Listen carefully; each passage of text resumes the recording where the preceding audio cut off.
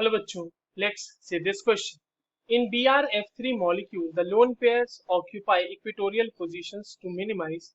Options are lone pair bond pair repulsion only, lone bond pair repulsion only. Option C says lone pair repulsion and lone pair bond pair repulsion, and option D says lone pair and lone pair repulsion only. चलिए इस question को solve करते हैं बच्चों। सबसे पहले तो ये देखते हैं कि इस क्वेश्चन को सॉल्व करने के लिए हमारे पास कौन से की कॉन्सेप्ट की जानकारी होनी चाहिए। देखिए ये जो सवाल है हमारे पास बच्चों, ये बेसिकली VS-EPR थ्योरी का सवाल है। ठीक है, VS-EPR थ्योरी। यहाँ पर जो हमारे पास मॉलिक्यूल दिया गया है बच्चों वो है BRF3, राइट, BRF3। BRF3 की अगर हम ज्योमेट्री की बात करें बच्चों तो इसकी ज्योमेट्री होती है इसकी ट्राइगोनल बाय ठीक है। इसकी स्ट्रक्चर को बना लेते हैं। देखिए ट्राइगोनल बाइपिरामिडल का स्ट्रक्चर हो जाएगा बच्चों, ये रहा आपके पास ब्रोमीन, यहाँ पर आपके पास फ्लोरीन रहेगा, यहाँ पर फ्लोरीन है, यहाँ पर फ्लोरीन है, और यहाँ पर इक्वेटोरियल पोजीशन पे दो लोन पेयर होते हैं।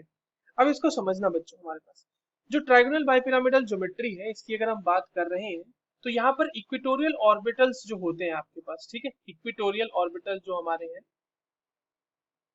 इक्वेटोरियल ऑर्बिटल्स, उसमें परसेंटेज एस कैरेक्टर जो होता है वो 33.33% एस कैरेक्टर होता है, यानी कि ये काफी ज्यादा इलेक्ट्रोनेगेटिव ऑर्बिटल्स होते हैं।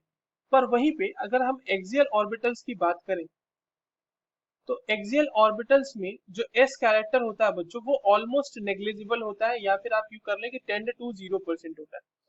तो जो लोन पेयर्स है हमारे वो ऐसे पोजीशन को ऑक्यूपाई करना चाहते हैं जहां पर वो स्टेबिलिटी गेन कर सके, तो इसीलिए वो इक्वेटोरियल पोजीशन पे ऑक्यूपाई करते हैं, इक्वेटोरियल पोजीशन ऑक्यूपाई करते हैं, क्योंकि वहां पर वो न्यूक्लियस के ज्यादा करीब रह सकेंगे और इसके लिए वो स्टेबिलिटी ऑब्जर्व करेंगे। पहली बात तो ये। दूसरी चीज ये है कि अगर आप सिर्फ इसको ये देखो कि मतलब हमने ये देखा कि ये तो हमारे पास दिया हुआ है नहीं ऑप्शन में, और क्या दिया हुआ है, रिपल्शन की बेसिस पे।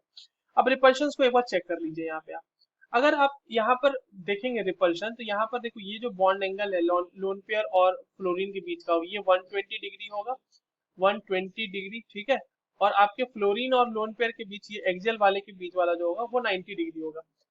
ये अब यहाँ पर ये इस तरह का जो आपके पास ओरिएंटेशन है वो इस तरह इसलिए है, ये इस तरह से इसलिए है क्योंकि ये मिनिमाइज करना चाहता है, ये मिनिमाइज करना चाहता है लोन पेयर रिपल्शन को, क्योंकि इसके अलावा अगर आप कहीं पर भी इसको रखोगे तो वहां पे लोन पेयर रिपल्शन अच्छा खासा आपको देखने को मिलेगा।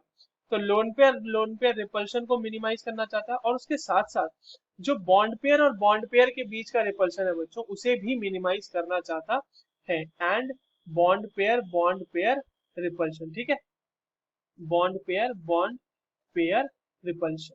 बेसिकली VSEPR थ्योरी का मतलब ये जो प्रॉपर VSEPR थ्योरी यही बताती है कि कोई भी अगर आपको स्ट्रक्चर देखने को मिल रहा है किसी मॉलिक्यूल का तो वो इसी तरह से ओरिएंटेड होगा ताकि वो अपने इलेक्ट्रॉन पेयर्स के बीच बहुत ही मिनिमम रिपल्शन ऑब्जर्व करे। तो जो करेक्ट आंसर होगा बच्चों इस क्वेश्चन का वो हो जाएगा option C, lone pair repulsion and lone pair bond pair repulsion. I hope you understood this well. All the very best.